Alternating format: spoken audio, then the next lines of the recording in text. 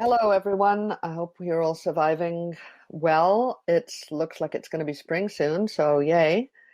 I have with me today Janet Torge, who is a Jill of all trades, and everyone knows I always let my people introduce themselves. So, Janet, welcome. Can Hey. you introduce yourself? Yeah, my name is Janet Torge. I live in Montreal. Um, at the moment, I am a documentary TV producer, but I'm one of these people that flits around from career to career, job to job, depending on how I'm feeling about things. I always like to be doing something that is involving. And so sometimes when it gets like boring or, I don't like it anymore, I move on. It's just how I am. So, anyway, I'm here because part of what I did in the past and over many years was to be a prenatal teacher and a doula. And you do many other things, but we'll not talk about that right now. Um, There are 13 careers here. I don't know that's a good number. if they want me to like construction manager. Um, So when in ancient history did you first start thinking about natural birth and women's health? Um, okay, well, the women's health came very early. Um, no, actually, sorry. The women's health came after I had my first kid. I had my first kid in 1975, and I hadn't really thought about pregnancy or birth or anything like that because I was busy in Vancouver working with rape relief. And so when I got pregnant, the father lived in Montreal. So I decided to come to Montreal. And basically, I came to Montreal and I knew nobody except my partner's friends. And none of them had babies. So there I was, pregnant all by myself in a world of mostly men, I might add. And then what happened was is that I got pregnant and I started doing reading, and we went to a prenatal class, and the prenatal class was weird. Lenny, my partner, he felt very uncomfortable there. They treated men like, they weren't really part of the process. They were just supposed to sit there and, help us through in some kind of way. At one point, they suggested that maybe they could take notes of when every contraction was happening, but it wasn't very organized or anything. So I did most of it on myself. And then I had my baby, and I think like not very long after that, maybe 6 months after he was born, I said, you know what? I can do better than that. This is not rocket science. People have been having babies for years.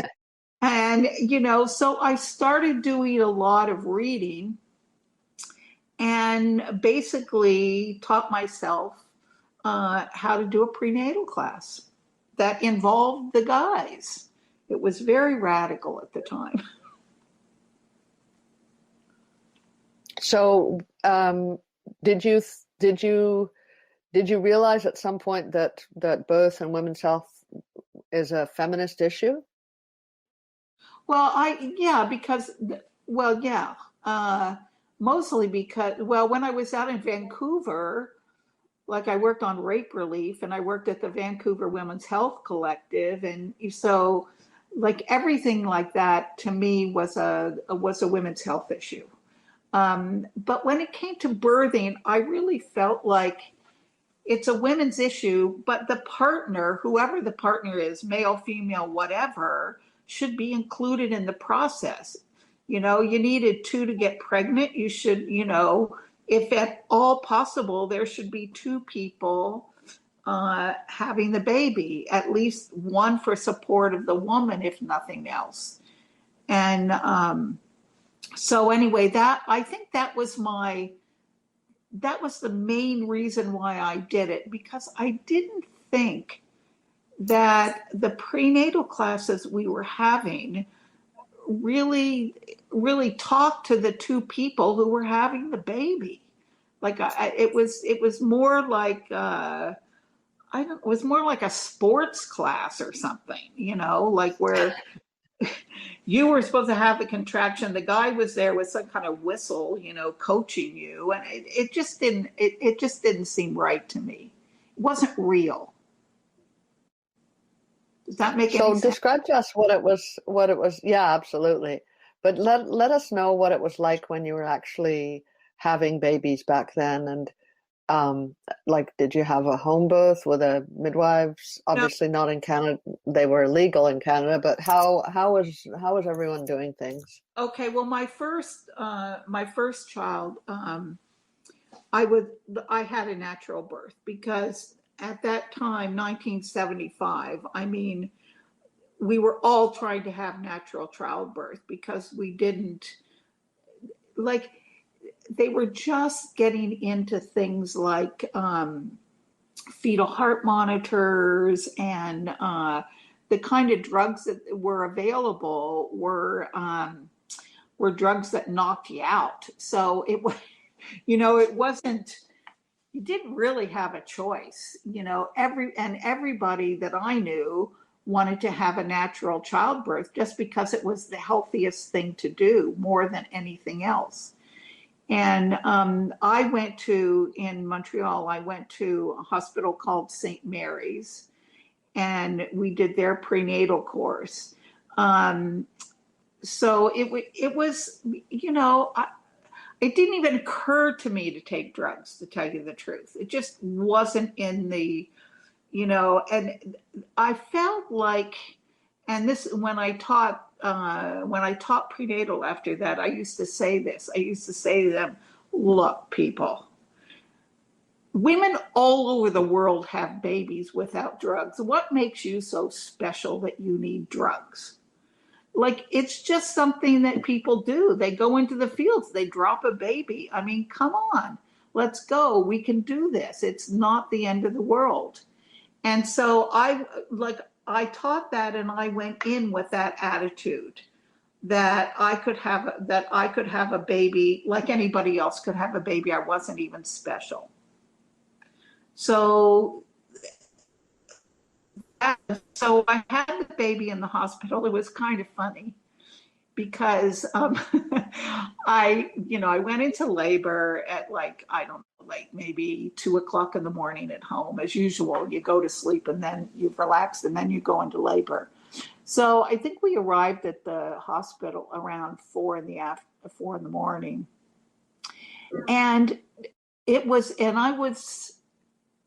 there.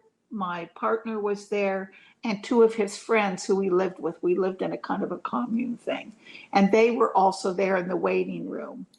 And Lenny, my partner, he would stay with me, and then he would go out with his friends, and they would play cards for a while. And then he would come back in. But mainly the way I did my labor was that I was very tired. And so I slept. And then I would wake up with a contraction and do the contraction. And then as the contraction went away, I would go back to sleep. And I did that for, I don't know, until about 9:30 when it was time to push. And then it was time to push. The doctor came in and he said, okay, it's time to push. I'm just going to break your water. And I said, oh, no, you're not. You cannot break my water. And so I pushed for another hour. Basically, I was pushing the water bag. Mm-hmm. And finally he came in. He said, Janet, this is ridiculous. I'm breaking the water. The kid is right there, but he's not moving because you're pushing the water bag. So I let him break the water, and then Riel sort of blew out of my uterus. I mean, it was like, boom, out he came. There was a problem with that, and I shouldn't have done that, because because he was in the water bag and I was pushing so long, he actually got some of the meconium. He swallowed some of the meconium. And so when they saw that, he was having a little bit of trouble breathing. And so they took him away from me, and they took him down to the children's hospital. And I did not see him for 4 days. I was in a room with 3 other women who were all with babies and, trying to breastfeed and all this kind of stuff. They're all by myself. And, it never occurred to me that I could actually go down to the children's hospital and see my kid. I mean, it didn't occur to me. Like, on the one hand, I was a very firm feminist. On the other hand, I sort of did what I was told. So Lenny went down and bonded with Riel and was there most of the time and feeding him and stuff. And then I saw him 3 days, 4 days later, and sort of had to I remember introducing myself to him. Hello, I'm your mother. You'd like to have a boob? So anyway, that was my first birth experience. It was weird. So how do you see over the years, I know that you did prenatal classes for a long time, then you stopped for a little bit, and then you started up again. Okay, so you're not unique. Many other women had the same kind of childbirth experience you did in the 70s in a hospital with certain restrictions and the weirdness of taking the baby away and all that. Right. So, could I just say that my next birth was at home? I learned my lesson at least. So yeah. Sammy was born at home. So how have you seen things change over the years from when you were having babies and from when you were working with pregnant women and doing prenatal classes? What do they want? What did they want then? What do they want now? How have their attitudes changed? How has the infrastructure changed? What do you see? Well, I have to say that I don't, let's just put it in context. I taught prenatal for about 5 or 6 years in the 70s, and opened up a natural birth clinic and everything. And it was really my fights were with the hospitals, and I went to about 100 births, making sure that when they went in for a natural childbirth, they came out with a natural childbirth if possible. So that's what I did. I guess I was a doula. I didn't even know they didn't have the name doula back then. But I went with everybody. That was when you did my prenatal, I would go to your birth. Then we have to go. Then I didn't do anything. I was off. I stopped doing prenatal because 2 kids and going to births, it just doesn't work.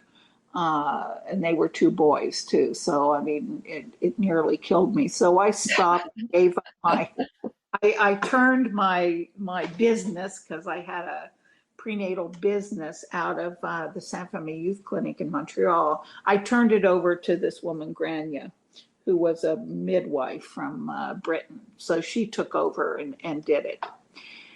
And then you have to skip 30 years, basically, when my first kid, he and his friends started having births, and he became a sort of my publicity. He said, "Oh, my mom teaches prenatal. Oh, my mom teaches prenatal."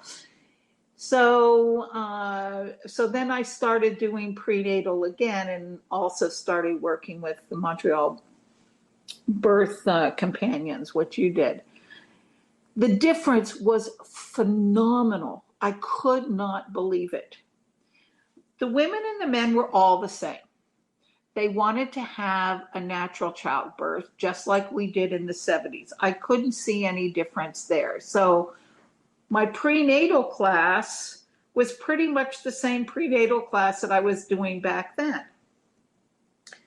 But the atmosphere in the hospitals was, I mean, there was just no support for this whatsoever, number one. And number two, I hate to say this, but I found the women not nearly as dedicated to having a natural childbirth as we were back in the day. Um, it was like, I think in the 70s, because there was a whole social, revolution or whatever you want to call it happening at the same time. This was just another thing we were fighting to change. Whereas 30 years later, that wasn't what was going on with young women. They weren't like fighting to change the way births were done, at least not the people that I gave prenatal to. They wanted natural childbirths, absolutely. But they didn't fight for them in the same way. And I have to say, my cesarean rate when I was doing prenatal with you was about 60-70%. And it just took all of the, I don't know, all the motivation away from me. It was partly that the women weren't fighting, and it was partly that the hospitals gave you absolutely no margin of error. They didn't want a doula around. They found the doula was competitive with the nursing support. And the doctors, especially the young doctors, were very into technology. Why would you go through labor if you could have a cesarean? We know how to do them now. It's just very easy. Why would you go through this? And they convinced the women. So that was, it just didn't inspire me anymore. Do you understand?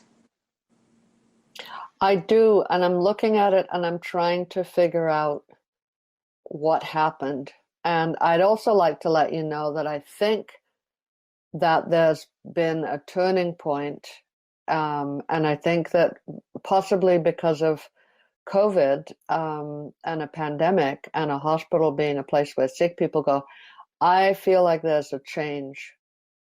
I'm getting more and more calls from women who are actually really motivated and dedicated. Recent. Sorry?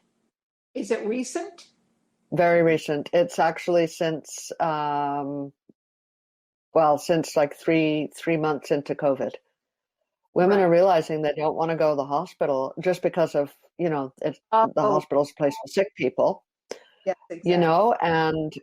And they don't want to like get bossed around by a midwife and have to like get rid of their kids so they can have a home birth or whatever. So I'm finding that the women that were going to be radical, that kind of fell asleep over those like 10 years or 15, 20 years, are waking up. But I also think, though, but they could go back to sleep when COVID is over and hospitals are seen differently. Yep. That's one reason I want to talk to you, because I want to get our foot in the door, because I do know that the women that those women that we were working with that were suffering, unnecessary C-sections and things that they didn't want being done to them, just because they didn't fight harder doesn't mean that they deserved it. And those women are traumatized. Of course not. But the thing is, there has to be a real dedication to understanding the importance of a natural childbirth. And number one, and number two, there has to be a discussion about pain in our society. Absolutely. because this is one of the things I noticed is that the women that I went with 30 years later, they folded at the first hint of pain. And it's because we don't have pain in our society anymore, I don't think. We don't have pain, or we don't talk about it. We Yes. don't have risk, or we talk about it only mathematically. Yes. I mean, that's one thing that really came out with this pandemic. Yes. And we don't know how to talk about death. So the women that I'm talking to now, they know that death might be part of birth, but they don't want to go in pretending that it's all going to be bubble wrapped if they go into the hospital. Well, then see that, I mean, that's one step forward, because it's, I mean, 99% of the births are fine. Absolutely. Yeah, of course. Thing about it is that, you know, it was just, I saw so many women, like the minute they've never had pain like that. Okay. None of us have ever had pain like that. Like, it's not a unique thing. I mean, we just don't have pain like that. But it's not just the pain, it's the understanding the point of the pain. And that you don't take it away, because the healthy babies come out of that pain, and you need every minute of it. So where's the way forward? I don't know what the way forward is. I mean, when I gave birth, there was a movement going on. And we fought very hard against the doctors and against nurses, you know, nurse ratchets and all of them. It was a movement. And it wasn't just, oh, I'd really like to have a natural childbirth. No. It was like, you want to have a natural childbirth, you're going to have to like really get into it. You're going to have to commit. I don't know. I don't know to tell you the truth, I don't know what the way forward is. Because people are, you know, it has to be when we were doing it, it was part of a bigger, like a bigger movement to change things. You know, let's get out of the war in Vietnam. We don't have to do that. Let's have relationships that we want, not ones that we have to go into and stay for the rest of our lives if it's horrible. You know, there were all these different kinds of changes going on, and it fit really beautifully into that. Mm-hmm. But we don't, you know, we're more scattered now. I mean, I don't know. I mean, that's how I see it. But you know what? I'm too old now. No, I really am. I'm into protecting seniors. Oh, I know. I know. So, I was going to ask you a question about that, but I want to intervene just for 1 minute though, because I think that yes, you're too old to really care that much about it, but you have a fountain of like you have knowledge that I think that it's important to talk about, so that we can realize that, you know, that we did one step forward, and then why did we do 2 steps back? What happened? what happened?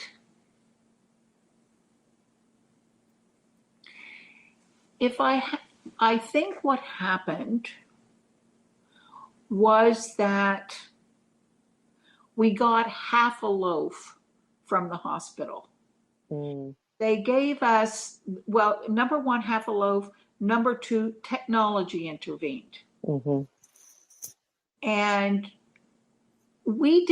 there was never, ever, ever a conversation when I was giving birth that if I was going to do a natural, it might not be safe. Safety never came into it. It was a choice. If it was a choice to do it that way. Nobody said if you have a natural childbirth, it might not be as safe. No, it wasn't that. It was a choice. And we didn't have that much technology either. Like they were just starting with the fetal heart monitors, and 9 times out of 10, the fetal heart monitors didn't even work. Mm-hmm. So but now the technology is such that it's part of that whole natural process. I mean, the number of births that are, oh God, I forgot the word. What's the word when they start your birth for you because you're Induced. Induced. I mean, when we were doing it, women were having babies at 44 weeks. Their mothers had babies at 44 weeks because they didn't know exactly when the period started. And what happened? When did it happen that you had to have your baby out by 40 weeks? Babies grow at different amounts of time. But it's 40 weeks. And then, if you're over 40 weeks, then they start with it. Well, it's not that safe and blah, blah, blah. No, it's 39 weeks now, Janet. You're behind the times. No kidding. No, yeah. 39? Yeah, for older women. God. Anyway, I mean, that's like, I think if we could go back, I mean, maybe if there was a big, a big movement for home births or something like that, for non-technological births, but you'd have to prove that technological births are not safe in order for it to happen, because we don't have enough babies. Each of us only has 1 or 2 babies, so we're not going to take a chance. Mm-hmm. Well, it comes back to the thing of risk that I mentioned. Yes. But let me ask you, what did the hospitals give you? Like, how was the relationship different back then when you went in with someone? Because you were fighting. You just said you were fighting against the doctors and nurses. With everybody else's birth, I was. Well, the fight back then was the fight over technology. And so, the fetal heart monitors didn't work, and they didn't, they were doing episiotomies. The only people that didn't get episiotomies were the ones whose nurses happened to be midwives. So I don't know. The technology just wasn't, it was more rickety. So you could actually, make a stand. Mm-hmm. And you could still find nurses in the hospital who had watched tons of natural births. So you didn't have, so it wasn't like, it wasn't like this big thing if you had a natural birth. When I started doing it 30 years later, I went in with this one couple, and she wanted to have a natural birth no matter what. And so I was with her that whole time. And when people on the floor heard that she was having a natural childbirth, 5 doctors came in to watch because they'd never seen a natural childbirth. Yeah. I mean, it was ridiculous. And she was really upset because she didn't want to have her birth in front of an audience. Yeah. But, and the doctor said to her, boy, I wouldn't want to meet you in an alley if you're having a natural child. I mean, really. Yikes. It was, and that was, when was that? That would have been 2007 or something? I know that, no, 2011. Oh, yeah, later. Yeah. Because she's, that baby is 10 or 11 now. That's all. Wow. Okay. So I'm sorry, I don't have an answer for how to change it around. I think, I think it has to be a movement again. I think there has to be a movement. Well, I see a movement starting. It's starting very small, but I do see it, so I'm pretty excited about it. Oh, that's great. I mean, I'm Yeah. behind it 100%, even if I don't work in it. Good. We need everyone to be behind us. So, where did your radical urge go? If both wasn't anymore there for you, what's there for you now? Oh, well, now I'm trying to get people to recognize that you don't have to be put in an institution when you become a senior. This is my new thing. Because, well, apart from the pandemic, which killed off a lot of people because they were in institutions that, were just very expensive and very dangerous. I'm going further than that and saying that yes, when we get older and we're aging, we do need support, but we also need to recognize that we're still having lives. And you can't have a life inside an institution. It's impossible. They're like prisons. And if you get to be my age, really you want to live with all people your own age? No. It just doesn't make any sense. So I'm doing this thing called radical rest homes, which are smaller homes for seniors to live together, but to also recognize that you can do something when you're a senior. I know it's a very radical thought, but the idea is that we'll live with younger people or single parent families or refugees or immigrants who come to town and who, people who need help, so that there's an interdependence, so that seniors can have a purpose in their lives and help other people. And then the other people can have that support and learn from the wisdom of the seniors. So that's what a radical rest home is. And that's what I'm trying to do. And I'm also trying to revamp healthcare for seniors, because that's another thing that annoys me it more than annoys me, that everything is medicalized. And a lot of times when you're getting older, you just you don't need to be put in a hospital all the time. You might just need help to go from one room to another. It's not, anyway, it's just, I want to revamp healthcare, because a lot of people, when they get older and they need some kind of help, then they're just dumped in an institution. And from what I've seen of institutions, they don't even get the help they need there. And it's a fortune. So it's a pretty big undertaking. But there's a movement going on for this.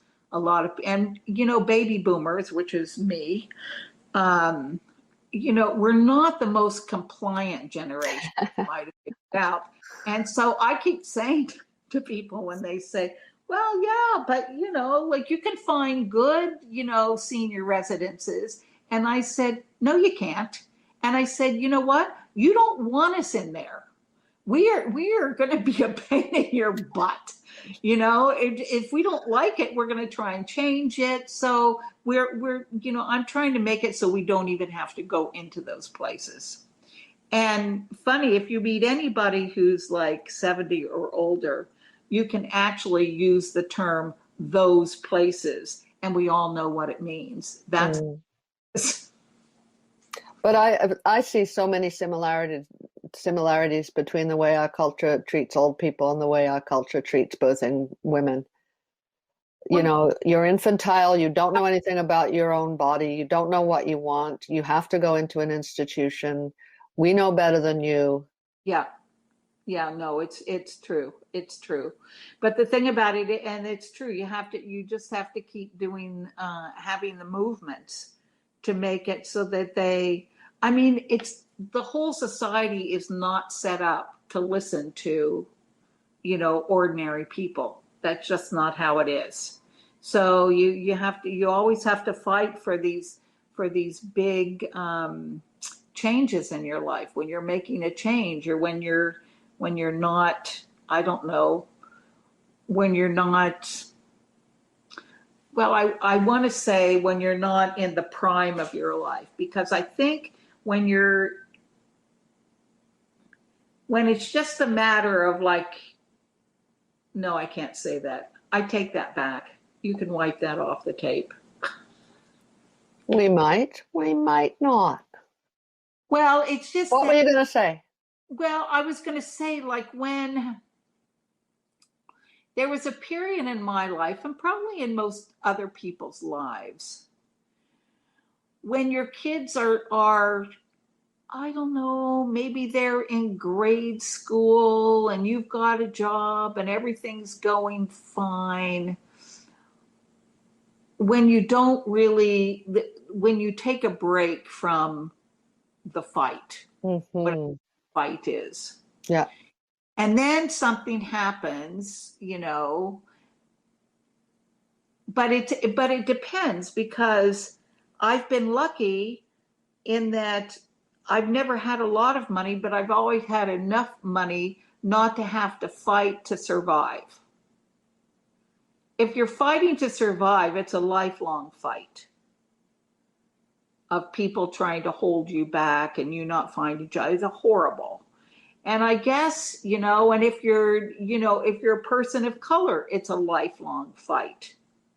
But me, I've been very lucky. I've had little periods in my life when I haven't had to fight. But, now that I'm over 70, it's going to be a fight right to the end.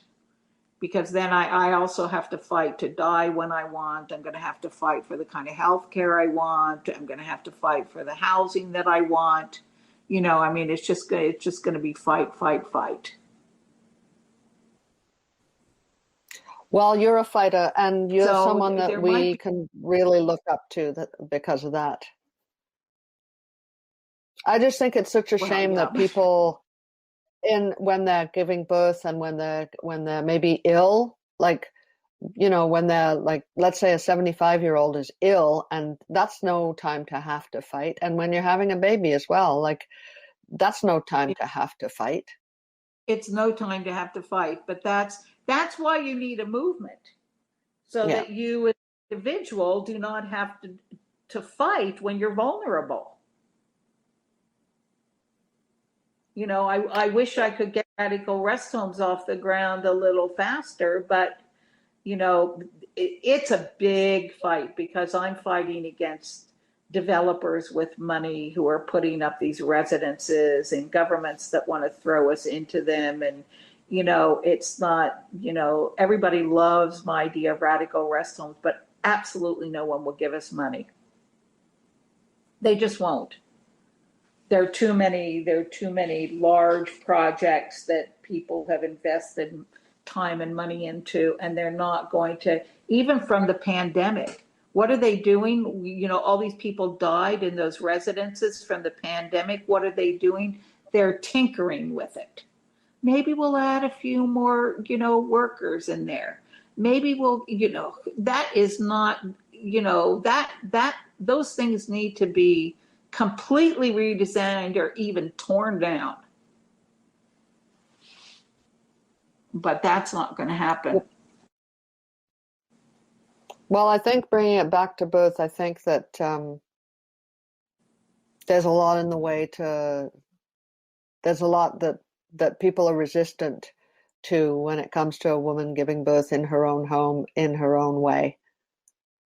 But you see, yes, but I think you like, it's probably easier for you to make progress by convincing women, to just go ahead and do it without the rest of the people, without anybody else. That's how the first movement started.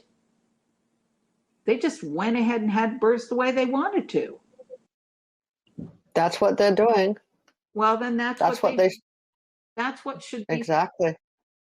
Because the doctors aren't, they've got everything in their place, and they've got the way they do things and their procedures and their equipment, and it's all set up for us.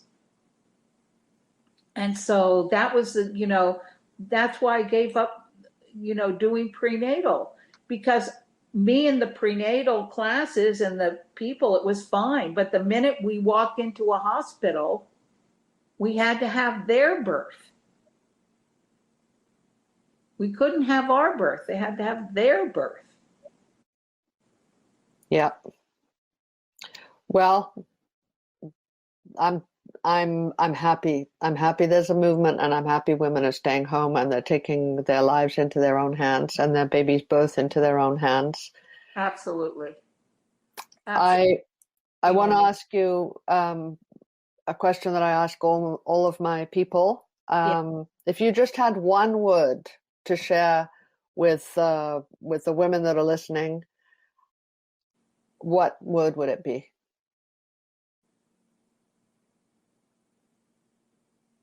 One word.